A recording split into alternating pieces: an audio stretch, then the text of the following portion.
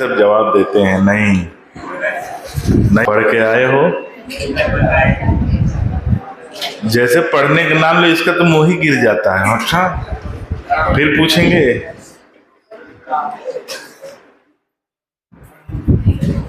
क्या शुरू कर दिए? Light camera action. चलिए भाई, तो हम लोग एनिमल किंगडम पढ़ रहे थे और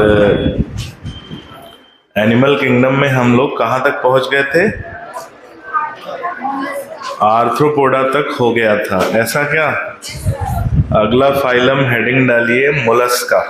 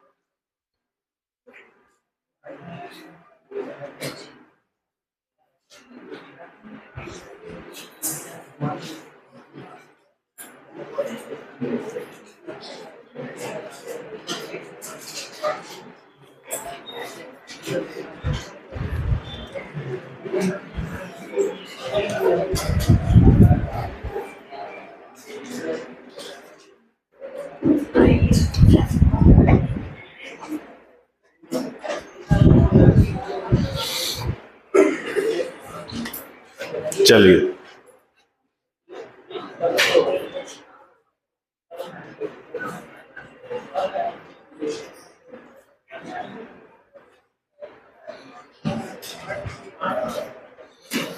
तो अगला फाइलम है मोलस्का।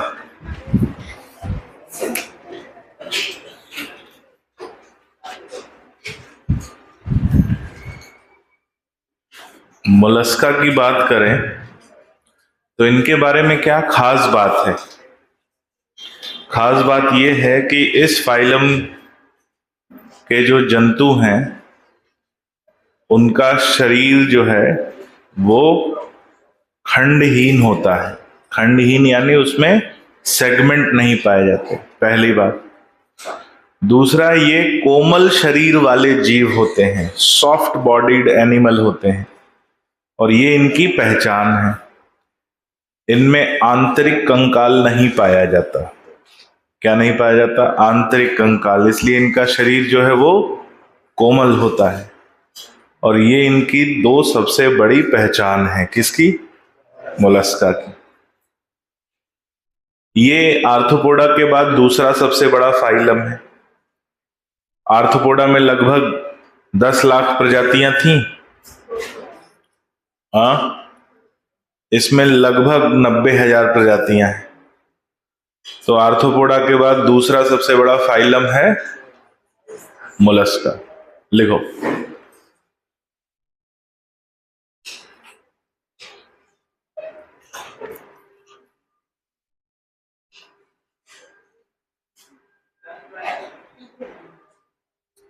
लिखिए, आर्थ्रोपोडा के बाद ये दूसरा सबसे बड़ा फाइलम है।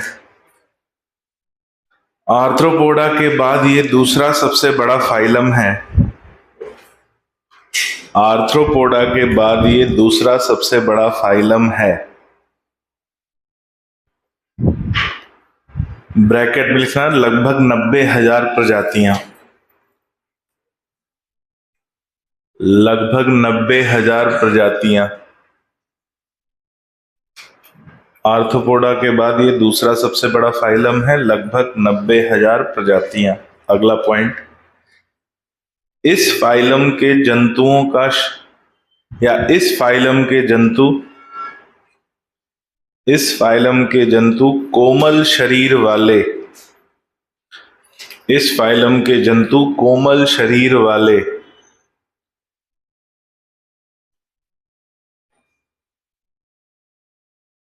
इस फाइलम के जंतु कोमल शरीर वाले यानी सॉफ्ट बॉडीड एनिमल।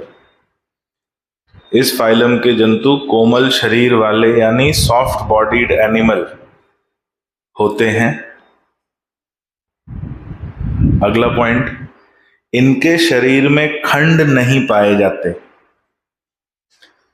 इनके शरीर में खंड नहीं पाए जाते।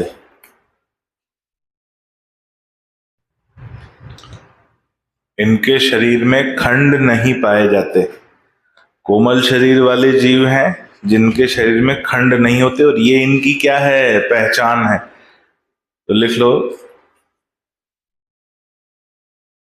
कि ये दोनों लक्षण इनकी पहचान मानी जाती। Unsegmented body and soft bodied animal, ये दोनों लक्षण इनकी पहचान मानी जाती है। अगला पॉइंट, आवास की बात करें भाई, तो ये स्थलीय आवास में और जलीय आवास में दोनों में रह सकते हैं, स्वच्छ जल में भी और खारे जल में भी। तो लिख लो, ये स्थलीय तथा जलीय आवास, ये स्थलीय तथा जलीय आवास, स्थलीय तथा जलीय आवास दोनों में पाए जा सकते हैं। दोनों में पाए जा सकते हैं, जो स्वच्छ जल एवं खारे जल में भी रह सकते हैं। दोनों में पाए जा सकते हैं, जो स्वच्छ जल एवं खारे जल में भी रह सकते हैं। अगला पॉइंट, अधिकांश जीवों में द्विपार्श्व सम्मिति,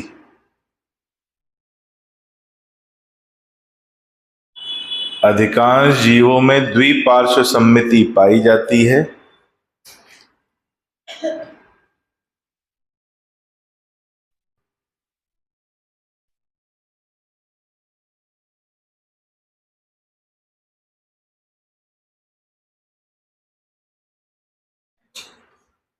अधिकांश जीवों में द्विपार्श्व सम्मिति पाई जाती है।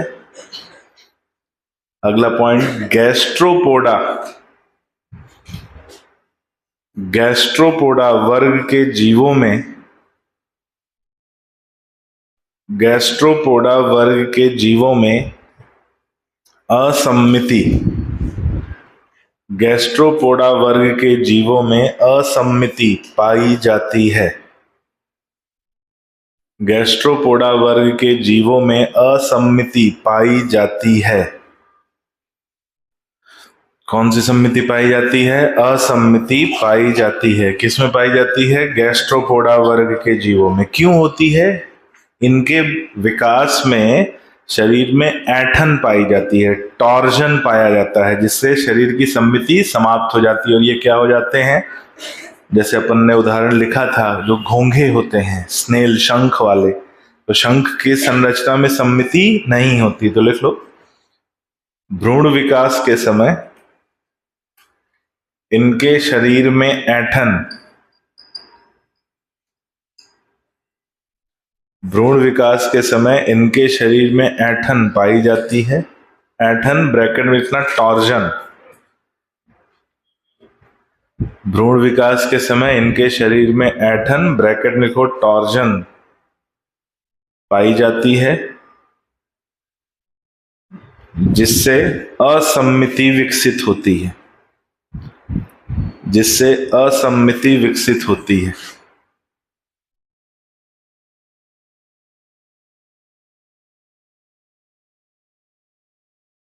जिससे असम्मिति विकसित होती है। उदाहरण है पाइला, जिसे एप्पल स्नेल भी कहा जाता है। घोंघे को पाइला या एप्पल स्नेल भी कहते हैं।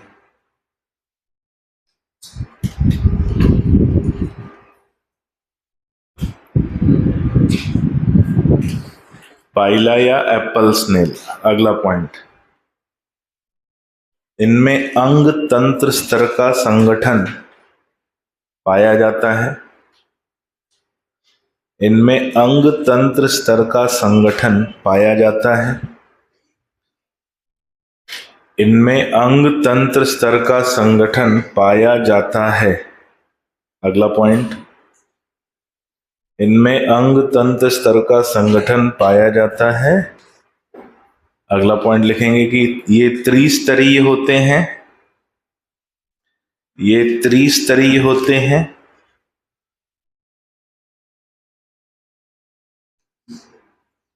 ये त्रिस्तरीय होते हैं। अगला पॉइंट, ये सीलोमेट होते हैं।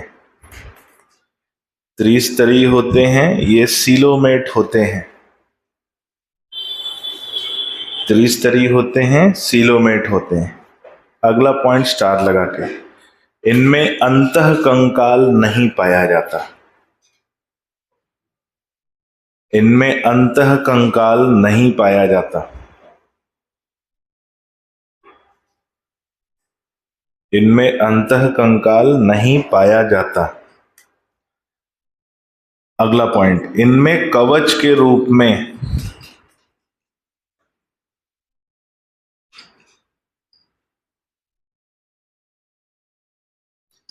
इनमें कवच के रूप में बाह्य कंकाल पाया जाता है।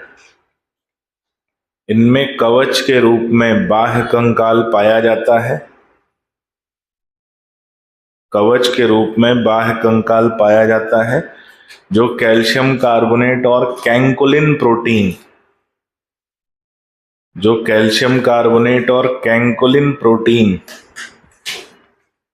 जो कैल्शियम कार्बोनेट और कैंकोलिन प्रोटीन, कैंकोलिन प्रोटीन से बना होता है।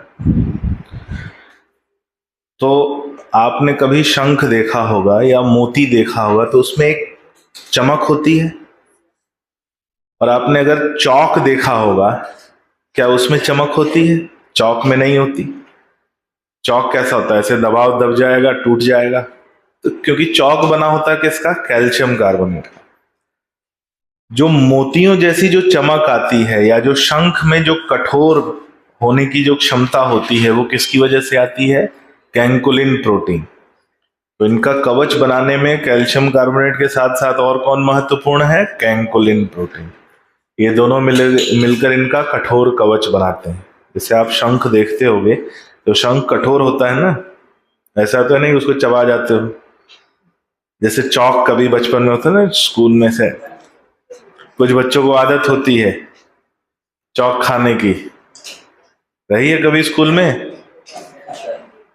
क्या बोलते चौक को? बत्ती? हाँ, नहीं, अलग अलग जगह पे अलग अलग नाम बोले। जैसे मेरे यहाँ पे दुद्धि बोला जाता था। बत्ती अलग होती, चौक अलग। बत्ती क्या होती है?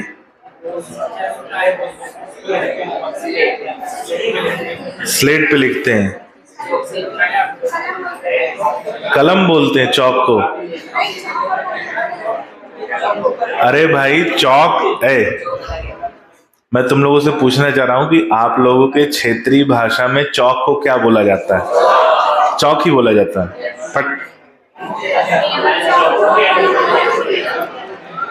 जैसे हमको याद आता है, देखो, एक तुम्हारा बचपन है, एक हमारा बचपन है। मैं अपने बचपन की बात बताऊं।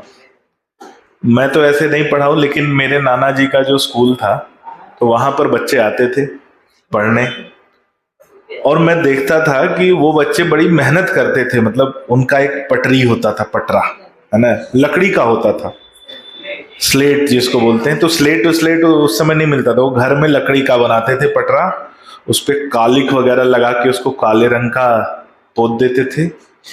फिर चौक का वो पाउडर बनाकर उसको पानी में भिगोकर उससे धागे से उस पर लाइन बनाते थे, और वो बच्चे लेकर आते थे, उसी लाइन में वो राइटिंग बना बना के लिखते थे। तो शुरू में तो वो चौक से लिखते थे, जिसको हमारे यहाँ दुद्धि बोलते हैं, और एक दिन में वो एक ही पटरा लिख पाते थे, उससे ज्यादा नहीं लिख पाते थे, लेकिन बड़ी मेहनत करते थे। आजकल के बच्चे देखो, ऐसा स्लेट खरीद लाते हैं या कॉपी खरीद लाते हैं, रजिस्टर ले आते हैं। उस समय मतलब एकदम मैनुअल, पेन भी खुद ही बनाते थे, जैसे कलम बोलते थे। तो वो क्या होता है, एक पौधा होता है जिसको यहाँ पता नहीं मिलता है, नहीं मिलता, सरपत, जानते हो सरपत? जिसमें कांटे जैसे निकले होते हैं, हाथ अगर लग जाए तो वो कट जाता है। ब्लेड जैसे उसके निकले रहते हैं। मोनोकॉटिलेडन में आता है ना, तो उसमें सिलिका के कांटे निकले रहते थे। हाथ वाथ जनरली रोड के किनारे वो पाया जाता था, तो उसकी जड़ निकालते थे और जड़ से ब्लेड से काट के उसको कलम बनाते थे।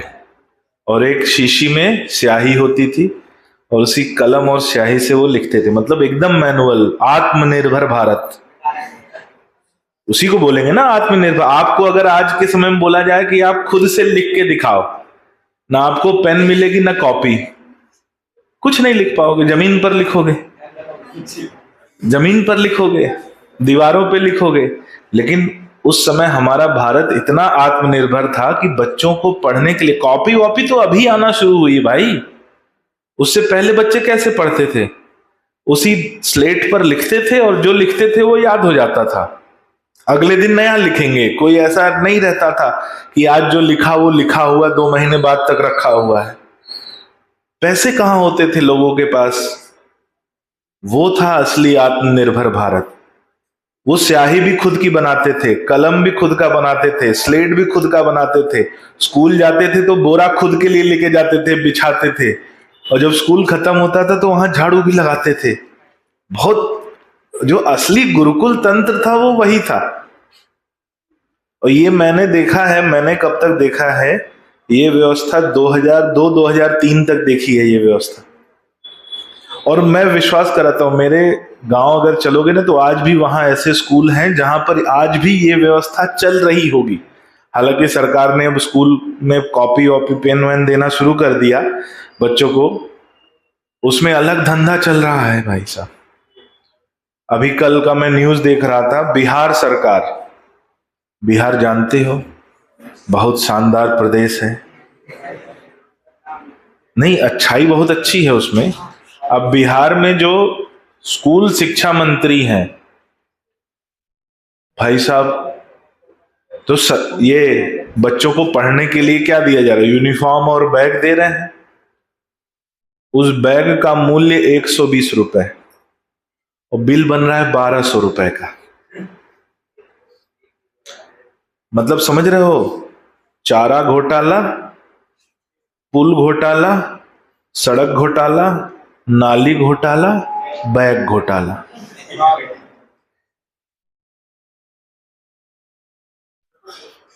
है ना, अलग लेवल पे चल रहा है। तो अब जाके स्कूलों ने, अब जाके सरकार ने बच्चों को copy, pencil, pen, bag, uniform देना शुरू किया है। नहीं तो पहले ये सब थोड़ी था। पहले हमारा भारत था आत्मनिर्भर। बोले बस मास्टर भर दे दो, बाकी हम सब कर लेंगे। क्या उस समय बच्चे नहीं पढ़ते थे? पढ़ते थे। उस समय मिड डे मील भी नहीं मिलता था स्कूलों में। अब तो देखता हूं कुछ बच्चे मिड डे मील के लिए स्कूल जाते हैं। पढ़ाई जाए भाड़ में। और मिड डे मील, दोपहर का माध्याह्न भोजन जो मिलता है, मिला कि नहीं? सरकारी स्कूल से कितने लोग पढ़े हो? सरकारी स्कूल से जितने लोग पढ़े हैं, कितने लोग पढ़े हो? तुम लोग असल में भारत देश का सम्मान हो। जो बच्चे सरकारी स्कूल से पढ़े हैं वो वास्तव में भारत देश का गौरव वही है। प्राइवेट वाले नहीं हैं। प्राइवेट वाले तो पैसे से पढ़े हैं भाई। प्राइवेट से जो पढ़ा है वो पैसे से पढ़ा है।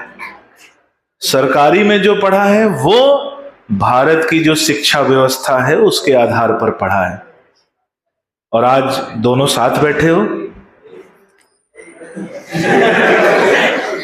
लेकिन वास्तव में मैं बता रहा हूं, जो सरकारी स्कूल के बच्चे यहां तक आप लोग पहुंचे हो, आप ही भारत देश का सम्मान हो। चलो आगे बढ़ते हैं। अच्छा लग रहा है ना सुन के? नहीं लगना चाहिए, सही बात है ये। मैं नहीं पढ़ पाया, मैं सरकारी स्कूल में नहीं पढ़ पाया। क्यों? सोच नहीं थी, सोच नहीं थी। और मेरे माता पिता की सोच वैसी नहीं थी जैसी मेरी सोच है। और पढ़ने में भी हम लफंटर थे। सरकारी स्कूल में ना ऐसे नहीं पढ़ा, मतलब वहां पर थोड़ा सा पढ़ा, ठीक पढ़ा लिखा होना चाहिए। तो प्राइवेट में तो किसी को भी पढ़ा देते हैं, जिसको पढ़ना नहीं आता उसको भी मार्कशीट दे देते हैं। हाँ, मेरे साथ यही हुआ होगा। बस कठिनाई ये थी कि मैं आईसीएससी बोर्ड से पढ़ा हूं। कुछ लोगों को ये बोर्ड ही नहीं मालूम होगा। कितने लोगों को आईसीएससी बोर्ड मालूम है?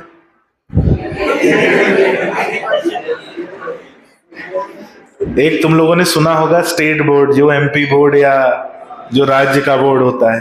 एक सुना होगा सीबीएसई बोर्ड, एक होता है ICSE board, international school certificate examination. ये जो बोर्ड है, ये ब्रिटेन के कैम्ब्रिज यूनिवर्सिटी से इसका सिलेबस डिसाइड होता है। और भाई साहब, हिंदी सब्जेक्ट ही नहीं है वहां। मतलब जब तक मैं पढ़ा 2007 तक, तब तक वहां नहीं था। अब जैसे हम लोग सुनते हैं ना, मैं रियलिटी बता रहा हूं, हम लोग सुनते हैं कि अरे सीबीएसई में बड़ा बढ़िया पढ़ाते हैं, सीबीएसई स्कूल बहुत बढ़िया होते हैं। हम लोग जिस स्तर से आए हैं ना, हमारे यहाँ जो फेल होता था वो सीबीएसई में जाकर एडमिशन लेता था। और हमारे यहाँ लिटरली फेल करते थे, चाहे तुम एलकेजी में हो, यूकेजी में हो, पहली में हो, दूसरी में हो, हर क्लास में फेल करते थे। हम नहीं हुए, किस्मत थी, बच जाते थे। 1 किलो घी पहुंचा देते थे। बस वहां घी भी नहीं चलता है, लेकिन शिक्षक बड़े अच्छे थे हमारे। मैं ये मानना पड़ेगा, जो टीचर मुझे मिले वो बहुत अच्छे मिले। मारते भी थे, पीटते भी थे, पढ़ाते भी थे। आजकल मार पिटाई पढ़ाई से दूर हो गया है। पहले ये सब पढ़ाई का सिक्के के 2 पहलू हुआ करते थे, एक तरफ पढ़ाई, एक तरफ पिटाई।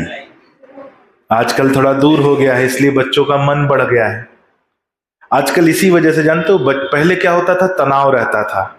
स्कूल जा रहे हैं तो जिंदा लौटना है।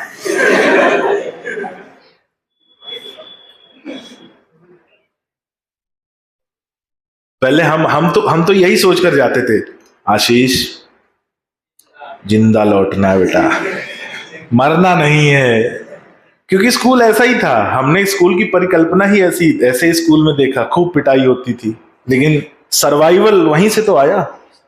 आजकल के बच्चों में सर्वाइवल ही नहीं है। जरा सी परेशानी आई, कोलैप्स कर जाते हैं।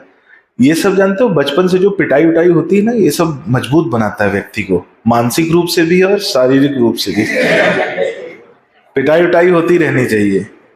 ऐसा नहीं कि मैं पिटाई का समर्थन कर रहा हूं, लेकिन मैं तब के बच्चों में और अब के बच्चों में अंतर बता रहा हूं। कितने लोगों की स्कूल में पिटाई हुई है? अच्छा, कितने लोग ऐसे हैं जो आज तक कभी नहीं पिटे हैं, ना माँ बाप से ना स्कूल से? कौन ऐसा है जो आज तक कभी पिटाई नहीं है? लो, आज ही तुम्हारा घमंड हम तोड़ देते हैं। एक ऐसा है व्यक्ति, बताओ। अच्छा, कितने लोग हैं जो स्कूल में नहीं पिटे हैं, जो स्कूल में कभी नहीं पिटे हैं? झूठ बोल रहा है, ये तो यही पिटा है। स्कूल की छोड़ो, ये तो यही पिटा है। चलो आगे बढ़ते हैं। आज मैं स्कूल की बात क्यों कर रहा हूं? तुम लोग भी सोच रहे होगे कि आज सर को क्या हो गया, है ना? सुबह सुबह की क्लास लगाओगे तो ऐसा ही होगा। महेश भैया, दिमाग काम नहीं कर रहा है, चाय ले आ दो, है ना? हाँ, कुछ का कुछ बोला जा रहा हूं। हाँ चलो,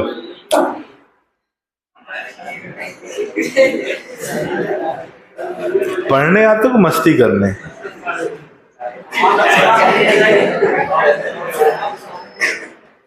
हम पढ़ाने आते हैं कि मस्ती करने? हम तो मस्ती करने आते हैं भाई। हम न लोड लेके ना हम पढ़ाई किए हैं, ना हम लोड लेके कहते हैं पढ़ाई करो। पढ़ाई करो मस्ती से, आग लगे बस्ती में, है ना? चलो, मोलस्का की बात कर रहे हैं। हमने बोला इनका कवच होता है, और कवच कठोर होता है, और किसका बना होता है? कैल्शियम कार्बोनेट और कैंकोलिन प्रोटीन का। आई बात समझ में? अंतः कंकाल नहीं पाया जाता। अब एक महत्वपूर्ण बात, जो मोलस्का होते हैं इनके शरीर में सामान्यतः 3 भाग पाए जाते हैं। आपने एक पहेली सुनी है बचपन में, ऐसा कौन सा जीव है जिसके सिर पर पैर होता है? नहीं, मोलस्का है। ऐसा कौन सा जीव है जिसके सिर पर पैर होता है? मैं अभी बता रहा हूं, देखो यहां पर ये सिर, ये पैर और ये गठरी होती है। क्या होती है? गठरी। तो अपन थोड़ा सा इसको छोटा कर देते हैं, बातें नहीं। ये सिर, ये पैर और ये गठरी। गठरी जानते हो ना? हाँ, घर में जब सामान वामान रखते होगे। अब बात यह है कि ये मोलस्का का, ऐसा नहीं कि ये सारे मोलस्का ऐसे होते हैं, लेकिन सारे मोलस्का में मूलभूत संरचना एक ही तरह की होती है। इनके शरीर में 3 भाग पाए जाते हैं। एक होता है हेड, एक होता है फुट और एक होता है विसरल मास। क्या होता है? विसरल मास। और देखने में ये कैसा दिख रहा है? अब ये मत बोल देना ऑक्टोपस जैसा दिख रहा है वही, है ना? ये सिर है, विसरल मास और फुट। तो क्या बोल रहे हैं कि सिर पर पैर उपस्थित है कि नहीं, है ना? और इसीलिए ऑक्टोपस जिस वर्ग में आता है उसे बोलते हैं सिफेलोपोडा। क्या बोलते हैं? सिफेलो। अब मतलब क्या हो गया इसका? सिफेलो का मतलब सिर, पोडा मतलब पैर। जिसके सिर पर पैर होता है उसे कहते हैं सिफेलोपोडा। और आंसर क्या है? ऑक्टोपस। आंसर क्या है? ऑक्टोपस। लेकिन इतनी बात नहीं, मूलभूत संरचना यही है कि शरीर के 3 भाग होते हैं। कौन कौन से 3 भाग? सिर, विसरल हम्प या विसरल मास, इसे विसरल हम्प भी बोलते हैं, विसरल हम्प भी कहा जाता है या विसरल मास भी कहा जाता है। और पैर। पैर जो है इनके स्पर्शक या भुजाओं के रूप में काम करते हैं, चलने में मदद करते हैं। सिर यहां पर है, यहां आंखें उपस्थित होती हैं। एक बात बड़ी महत्वपूर्ण है कि सर ये विसरल मास क्या होता है? इनके जो भी शरीर के आंतरिक अंग हैं वो सब इसी गठरी में पाए जाते हैं। जितने भी शरीर के आंतरिक अंग, आमाशय वगैरह इत्यादि होंगे वो कहां पाए जाते हैं? इसी गठरी में पाए जाते हैं। गठरी कौन सी है? विसरल हम्प या विसरल मास।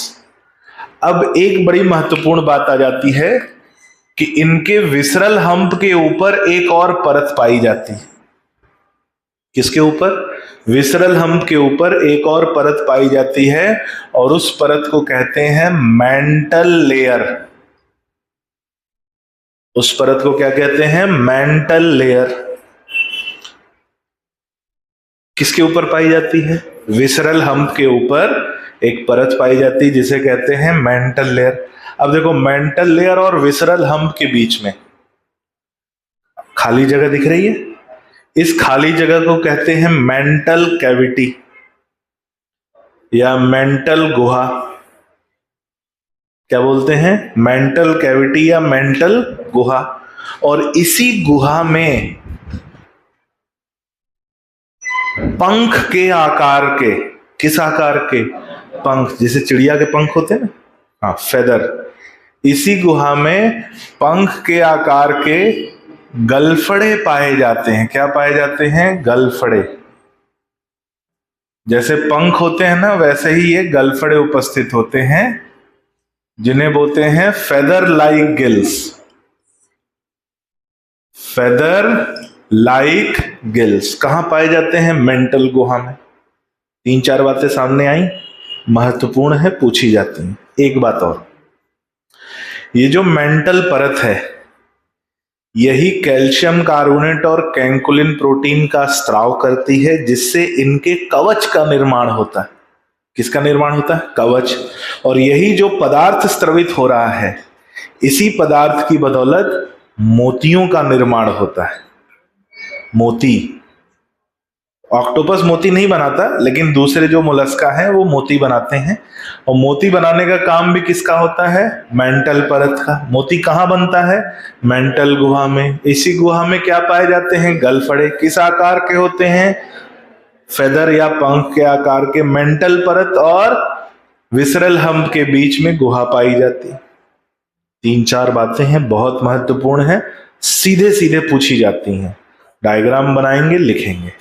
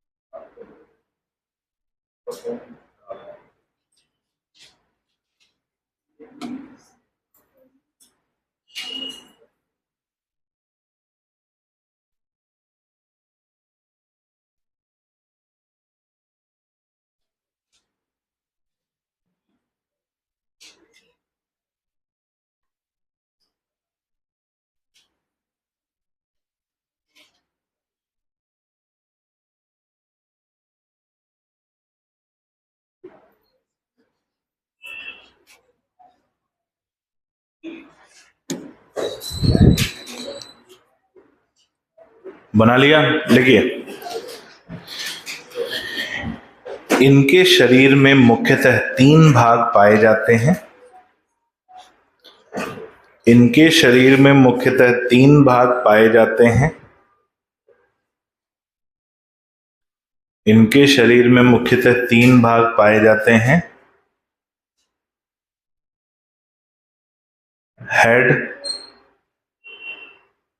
Head, visceral hump, head, visceral hump और फुट। हेड, विसरल हम्प और फुट। फुट यानी पैर। अगला पॉइंट है, सभी महत्वपूर्ण आंतरिक अंग, सभी महत्वपूर्ण आंतरिक अंग, सभी महत्वपूर्ण आंतरिक अंग विसरल हम्प के अंदर, सभी महत्वपूर्ण आंतरिक अंग विसरल हम्प के अंदर, सभी महत्वपूर्ण आंतरिक अंग विसरल हम्प के अंदर पाए जाते हैं। विसरल हम्प के अंदर पाए जाते हैं। किसके अंदर पाए जाते हैं? विसरल हम्प के अंदर पाए जाते हैं। विसरल हम्प के अंदर पाए जाते हैं। अगला पॉइंट, विसरल हम्प के बाहर, विसरल हम्प के बाहर एक परत पाई जाती है। विसरल हम्प के बाहर एक परत पाई जाती है, या विसरल हम्प के ऊपर बोल सकते हो या बाहर बोल सकते हो, एक परत पाई जाती है जिसे मेंटल परत कहते हैं। एक परत पाई जाती है जिसे मेंटल परत कहते हैं। एक परत पाई जाती है जिसे मेंटल परत कहते हैं। क्या कहते हैं? मेंटल परत, जिसे मेंटल परत कहते हैं। ठीक है, लिखो, मेंटल परत और विसरल हम्प के बीच में, मेंटल परत और विसरल हम्प के बीच उपस्थित अवकाश को, मेंटल परत और विसरल हम्प के बीच उपस्थित अवकाश को मेंटल गुहा, उपस्थित अवकाश को मेंटल गुहा, मेंटल गुहा कहा जाता है। मेंटल गुहा कहा जाता है। अगला पॉइंट, इसी गुहा में पंख के समान, इसी गुहा में पंख के समान गलफड़े, इसी गुहा में पंख के समान गलफड़े पाए जाते हैं। इसी गुहा में पंख के समान गलफड़े पाए जाते हैं। इसी गुहा में पंख के समान गलफड़े पाए जाते हैं। पंख के समान गलफड़े पाए जाते हैं। अगला पॉइंट, मेंटल परत द्वारा ही, मेंटल परत द्वारा ही इनके बाह्य कंकाल, मेंटल परत द्वारा ही इनके बाह्य कंकाल, कौमा कवच तथा मोतियों का स्त्राव होता है। इनके बाह्य कंकाल, कवच तथा मोतियों का स्त्राव होता है, तथा मोतियों का स्त्राव होता है। ठीक है, ये बात हो गई विसरल हम्प और मेंटल परत को लेकर। अच्छा, इधर सिर की बात कर लें कि कुछ जंतुओं में सरल नेत्र उपस्थित होते हैं। कुछ जंतुओं में सरल नेत्र उपस्थित होते हैं। सब में आंखें नहीं पाई जाती, लेकिन कुछ में पाई जाती हैं। कुछ जंतुओं में सरल नेत्र उपस्थित होते हैं, कुछ नेत्रहीन होते हैं। अगर उपस्थित होंगे तो कौन से होंगे? सरल नेत्र, जैसे कि ऑक्टोपस में उपस्थित होता है, ठीक है, स्क्विड में उपस्थित होता है, तो इनमें सरल नेत्र पाए जाते हैं। अच्छा, लिखो, इनके पैर स्पर्शक के समान, इनके पैर स्पर्शक के समान, स्पर्शक के समान पाए जाते हैं, तथा इन भुजाओं के बीच, तथा इन भुजाओं के बीच, अब देखो यहां पर मान लो ये ऐसे इसकी भुजाएं हैं, स्पर्शक हैं, ऐसे देखोगे ना तो इन्हीं भुजाओं के बीच इनका मुख द्वार उपस्थित होता है, तथा इन भुजाओं के बीच इनमें मुख द्वार पाया जाता है। इन भुजाओं के बीच इनमें मुख द्वार पाया जाता है, मुख द्वार पाया जाता है। ठीक है, एक महत्वपूर्ण बात, जैसे ऑक्टोपस है, इसके मुख पर चोंच उपस्थित होती है। क्या उपस्थित है? जिससे ये भोजन को काट सकते हैं। तो लिखो, ऑक्टोपस इत्यादि के मुख द्वार पर, ऑक्टोपस इत्यादि के मुख द्वार पर चोंच उपस्थित होती है। मुख द्वार पर चोंच उपस्थित होती है, चोंच उपस्थित होती है। अच्छा, इनकी मुख गुहा जो है, मुख गुहा में जैसे हमारी जीभ पाई जाती है, वैसी इनकी मुख गुहा में एक संरचना पाई जाती है जो रेती, रेती जानते हो, जिसपे चक्कू वगैरह को धार देते हैं, फाइल बोलते हैं उसे, जिस पर रेती के समान, यानी मुख गुहा में रेती के समान एक संरचना होती है जो जीभ की तरह होती है, और उसका नाम है रेडुला। क्या नाम है? तो लिखो ये स्टार लगा के, इनकी मुख गुहा में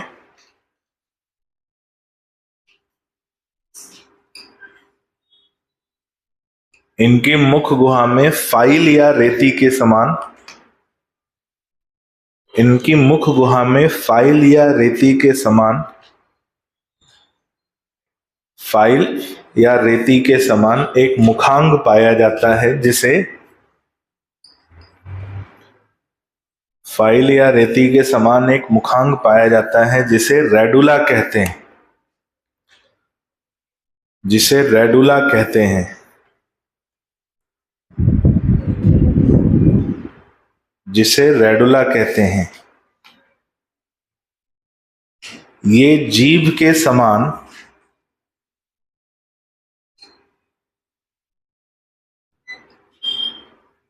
ये जीभ के समान रेस्पिंग ऑर्गन है, ये जीभ के समान रेस्पिंग ऑर्गन है, जीभ के समान रेस्पिंग ऑर्गन है।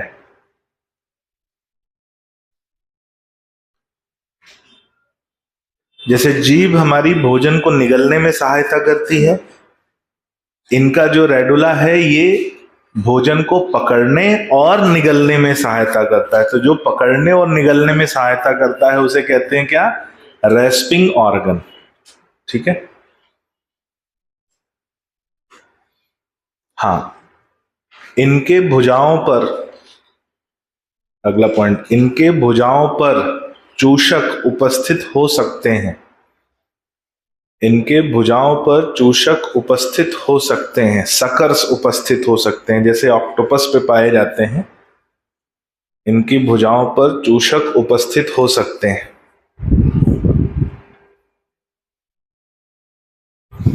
अगला पॉइंट, इनमें खुला परिसंचरण तंत्र, इनमें खुला परिसंचरण तंत्र पाया जाता है, इनमें खुला परिसंचरण तंत्र पाया जाता है।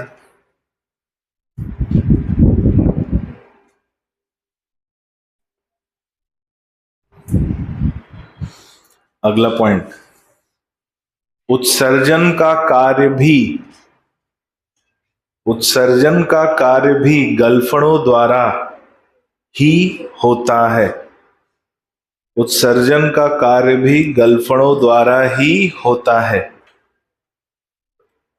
गलफड़ों द्वारा ही होता है। कुछ अपवाद ऐसे हैं जिनमें किडनी का निर्माण पाया जाता है, बाकी अधिकांश में कैसे होता है? गलफड़ों द्वारा। तो ब्रैकेट में लिखना, अधिकांश जंतुओं में, अधिकांश जंतुओं में,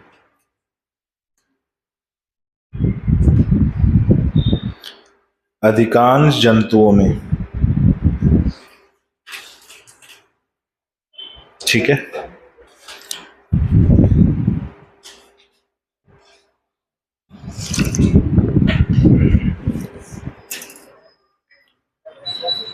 आगे हेडिंग डालो, जनन।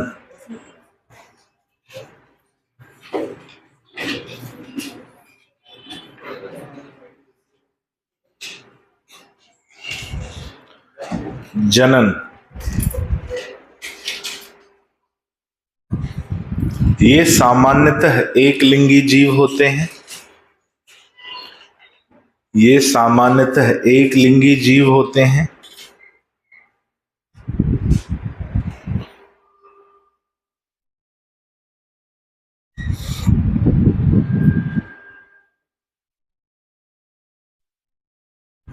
निषेचन कैसा होगा? बाह्य निषेचन या आंतरिक निषेचन?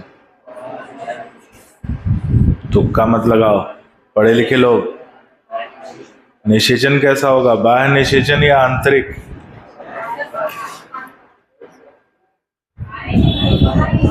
नोट्स देखो, नोट्स नोट्स देखो। पक्का? मुझको तुम लोग की बातों पे विश्वास नहीं। एनसीईआरटी में लिखा नहीं है। हाँ,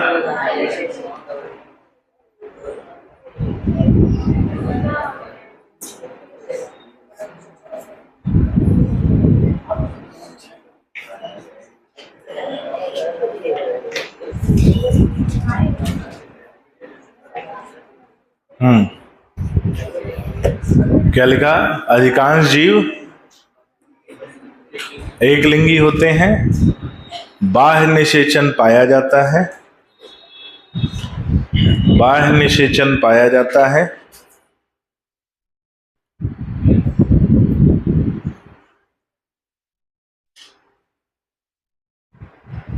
ये अंडज जीव होते हैं,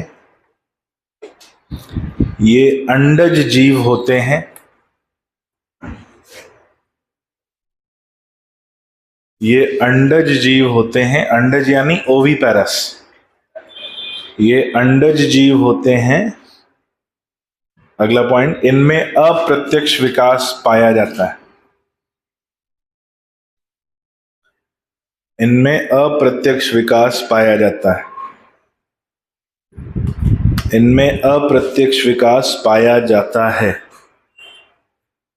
इनमें अप्रत्यक्ष विकास पाया जाता है। कैसा विकास है? अप्रत्यक्ष विकास पाया जाता है। अब ध्यान से सुनो।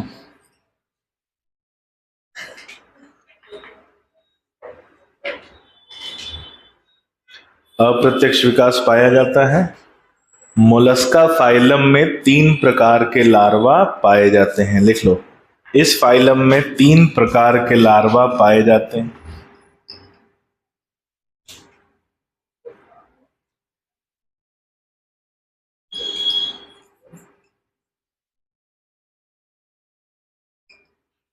इस फाइलम में 3 प्रकार के लार्वा पाए जाते हैं। Trochophore, veliger larva, glochidium larva.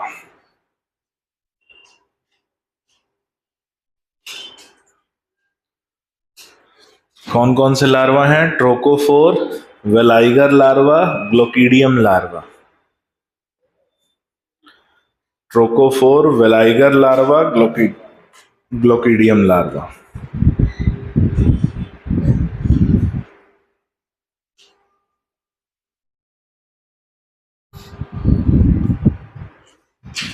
लिखो सामान्य उदाहरण।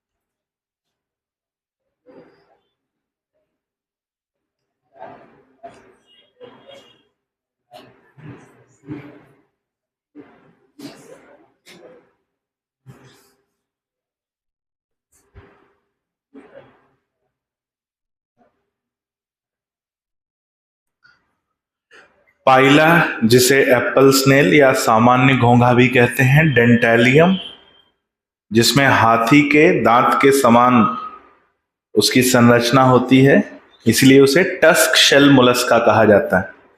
ऑक्टोपस को दैत्य मछली या डेविल फिश कहते हैं। स्क्विड, लॉलिगो, पिंकटाडा, पर्ल ऑयस्टर, मोती उत्पादन करने वाले जो मोलस्का होते हैं। एप्लाइजिया को सी हेयर, समुद्री खरहा कहा जाता है। सीपिया को कटल फिश कहते हैं। चीटोप्ल्यूरा को चिटॉन या समुद्री माइका भी कहा जाता है, सी माइका। ये कुछ उदाहरण हैं जो अपने को याद रखने।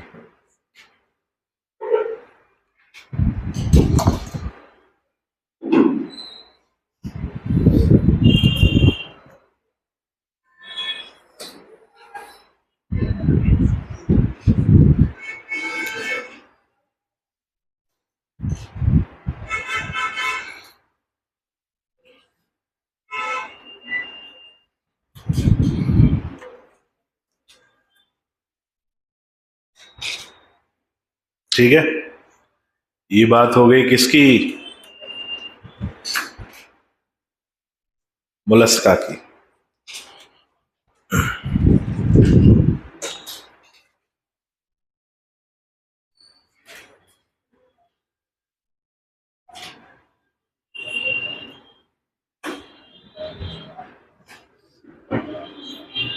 लिख लिया? लिखो जल्दी, ऊपर वाले तो लिख लिए। अगला फाइलम हेडिंग डालिए, इकाइनोडर्मेटा।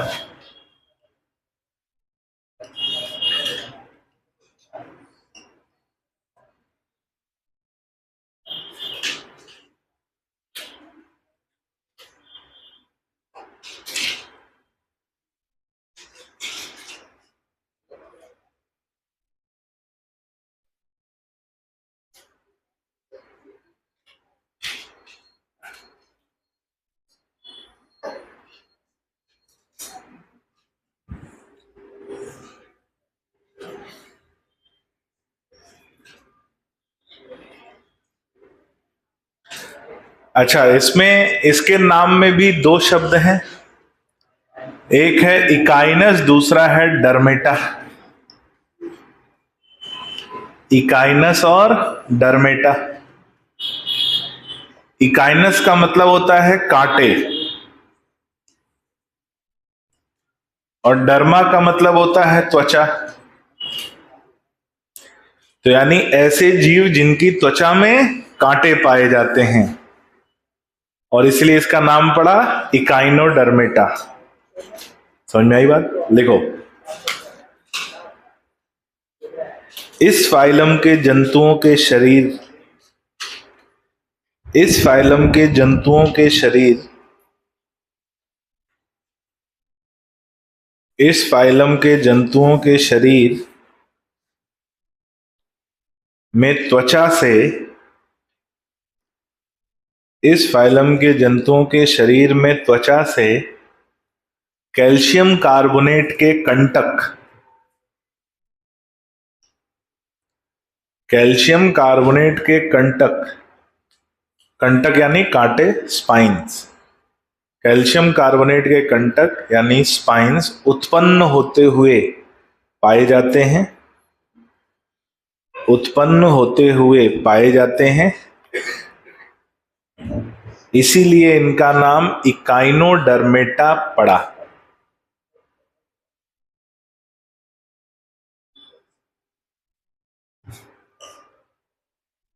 इसीलिए इनका नाम इकाइनोडर्मेटा पड़ा। तो त्वचा से कांटे की तरह संरचना उत्पन्न होती हुई पाई जाती है, और वो संरचना किसकी बनी है? कैल्शियम कार्बोनेट की। इसीलिए इनका नाम पड़ा इकाइनोडर्मेटा, अर्थात स्पाइनी बॉडीड एनिमल्स। इकाइनोडर्मेटा अर्थात spiny bodied animals, spiny bodied animals. अगला पॉइंट, इस फाइलम के सभी जीव, इस फाइलम के सभी जीव खारे जल में पाए जाते हैं या समुद्री होते हैं। इस फाइलम के सभी जीव खारे जल में पाए जाते हैं, ब्रैकेट में लिखना समुद्री। इस फाइलम के सभी जीव खारे जल में पाए जाते हैं, ब्रैकेट में लिखेंगे समुद्री।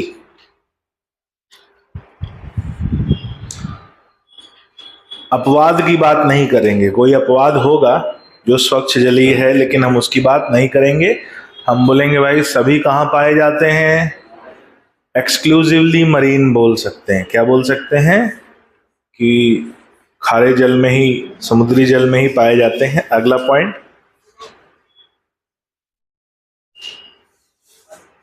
इनमें आरीय सम्मिति पाई जाती है।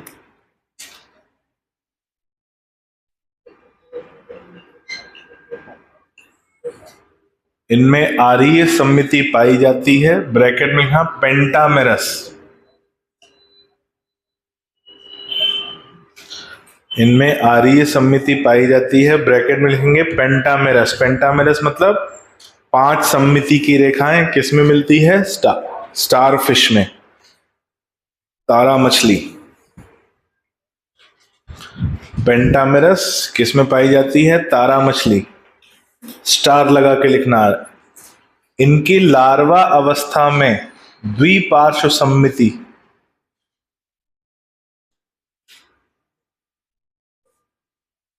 इनकी लार्वा अवस्था में द्विपार्श्व सम्मिति पाई जाती है। इनकी लार्वा अवस्था में द्विपार्श्व सम्मिति पाई जाती है।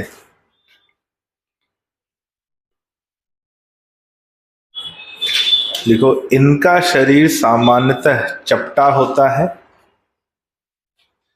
इनका शरीर सामान्यतः चपटा होता है, सामान्यतः चपटा होता है, जिसमें आधारीय सतह और पृष्ठीय सतह। इनका शरीर सामान्यतः चपटा होता है जिसमें आधारीय सतह और पृष्ठीय सतह, आधारीय सतह और पृष्ठीय सतह पाई जाती है। आधारी का मतलब वेंट्रल, पृष्ठीय का मतलब डॉर्सल। आधारीय सतह ब्रैकेट में लिखना वेंट्रल और पृष्ठीय सतह लिख लेना डॉर्सल। आधारीय सतह और पृष्ठीय सतह पाई जाती है। तो मान लो ये स्टारफिश है, 5 भुजाएं ऐसे है, तो नीचे वाली सतह कौन सी है, आधारी वेंट्रल। ऊपर वाली सतह कौन सी है, पृष्ठीय डॉर्सल। अगला पॉइंट, ये त्रिस्तरीय होते हैं, ये त्रिस्तरीय होते हैं, कॉमा, अंग तंत्र स्तर का संगठन पाया जाता है।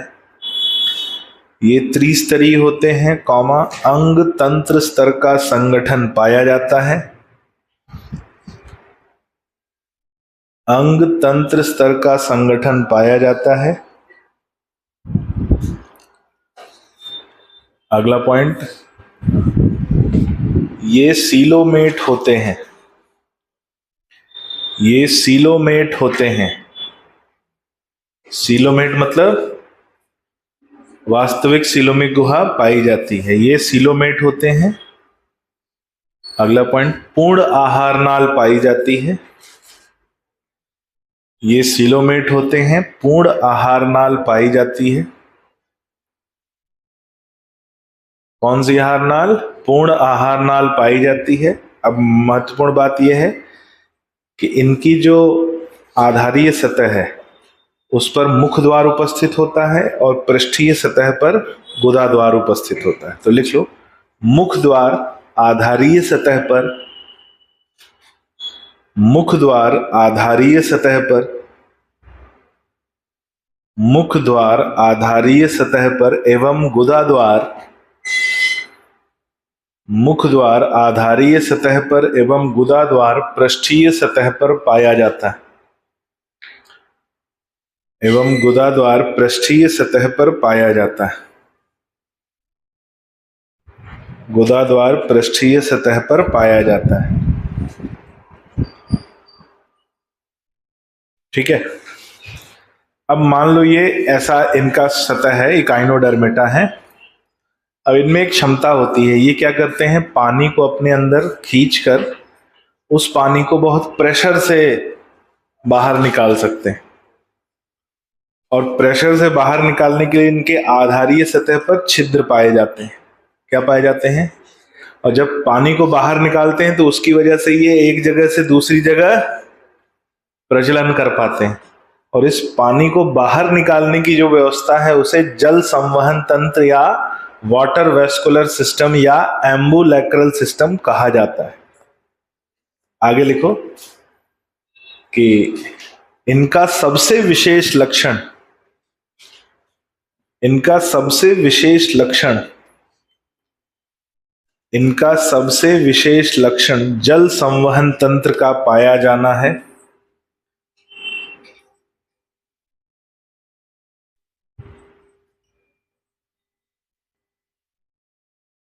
जल संवहन तंत्र का पाया जाना है जिसके कारण ये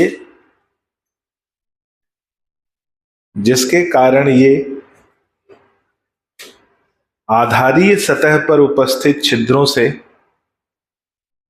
जिसके कारण ये आधारीय सतह पर उपस्थित छिद्रों से, आधारीय सतह पर उपस्थित छिद्रों से तेजी से जल को बाहर निकाल सकते हैं, तेजी से जल को बाहर निकाल सकते हैं।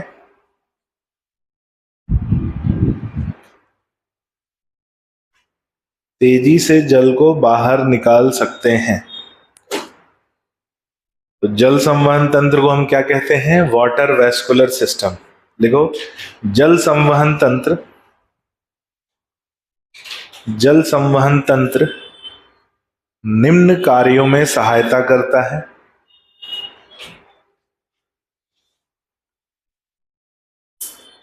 जल संवहन तंत्र निम्न कार्यों में सहायता करता है।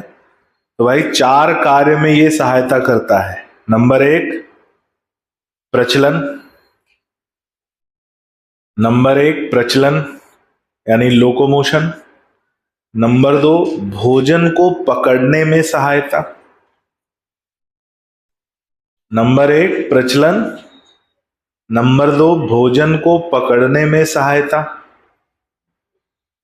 भोजन को पकड़ने में सहायता। नंबर 3 भोजन के स्थानांतरण में सहायता, भोजन के स्थानांतरण में सहायता, भोजन के स्थानांतरण में सहायता। और नंबर 4 श्वसन में सहायता, नंबर 4 श्वसन में सहायता, नंबर 4 श्वसन में सहायता। ठीक है, अगला पॉइंट। तो ये जो 4 कार्य लिखा है ना, यही 4 याद रखना है, अपने मन से कुछ जोड़ घटा मत देना। 2 तरह के जल तंत्र की बात हुई थी, एक नाल तंत्र जो पॉरीफेरा में था, एक जल संवहन तंत्र जो यहां उपस्थित है। आई बात समझ में?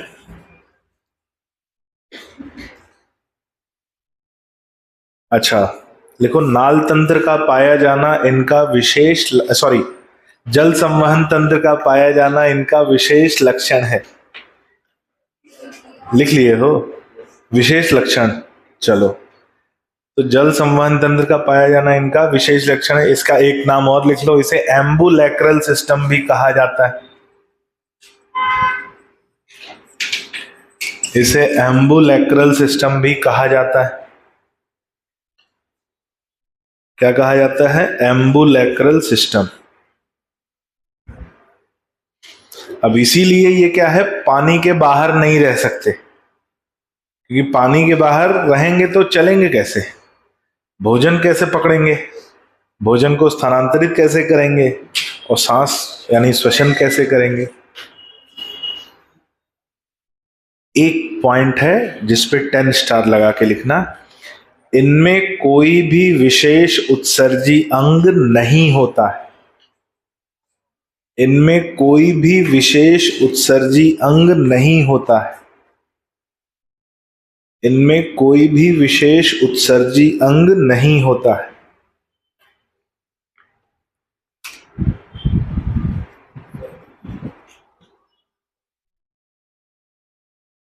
इनमें कोई भी विशेष उत्सर्जी अंग नहीं होता है। अगला पॉइंट लिखो, जनन। जनन में लिखो अलैंगिक जनन।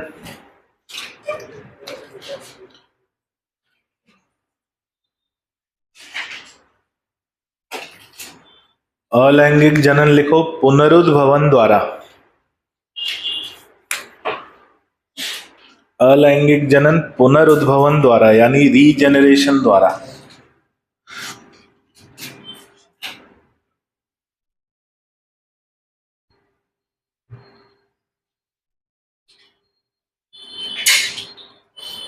रीजेनरेशन द्वारा।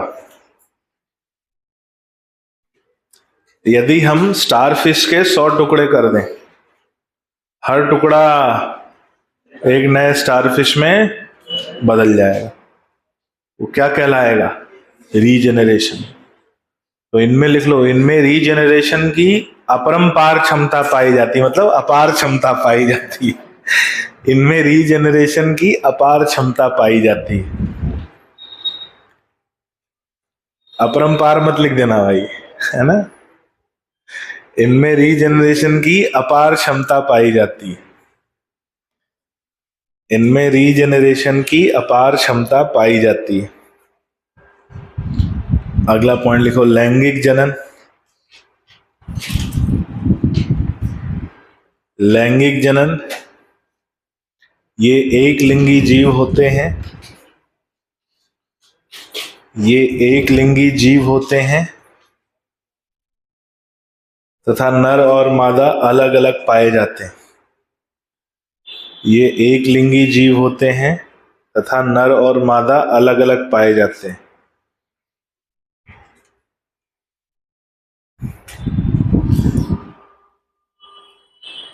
बाह्य निषेचन पाया जाता है।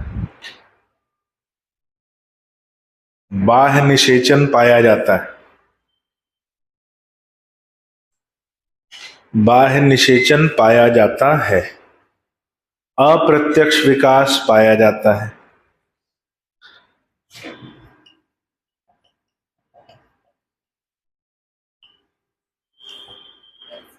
अप्रत्यक्ष विकास पाया जाता है। लार्वा मुक्त जीवी होता है, यानी अपने आप स्वतंत्र रूप से तैर सकता है, स्वतंत्र रूप से रह सकता है। लार्वा मुक्त जीवी होता है। उदाहरण, बाइपिन्नेरिया लार्वा। इनका एक लार्वा है जिसका नाम है बाइपिन्नेरिया। लार्वा मुक्त जीवी होता है, बाइपिन्नेरिया लार्वा। वैसे तो कई लार्वा हैं, हम एक ही नाम आपको बताएंगे क्योंकि यही ज्यादा से ज्यादा पूछेगा। तो बाइपिन्नेरिया लार्वा। और लार्वा कैसा होता है? मुक्त जीवी। लिखो कुछ सामान्य उदाहरण।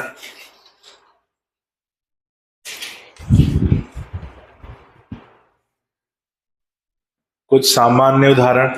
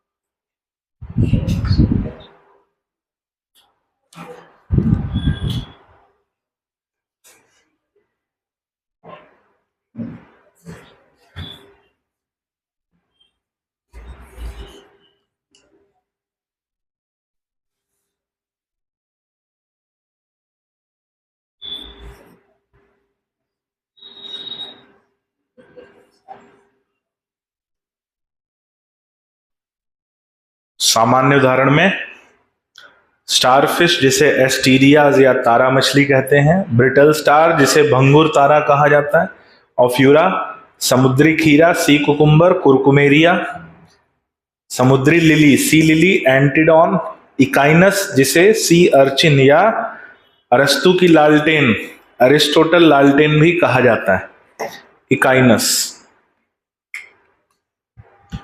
और यहां खत्म होता है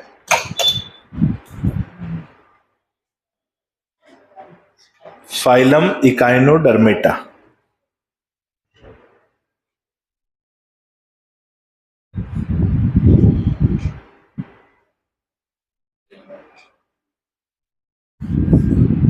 तो संडे के टेस्ट में यहां तक आएगा। संडे को टेस्ट है ना।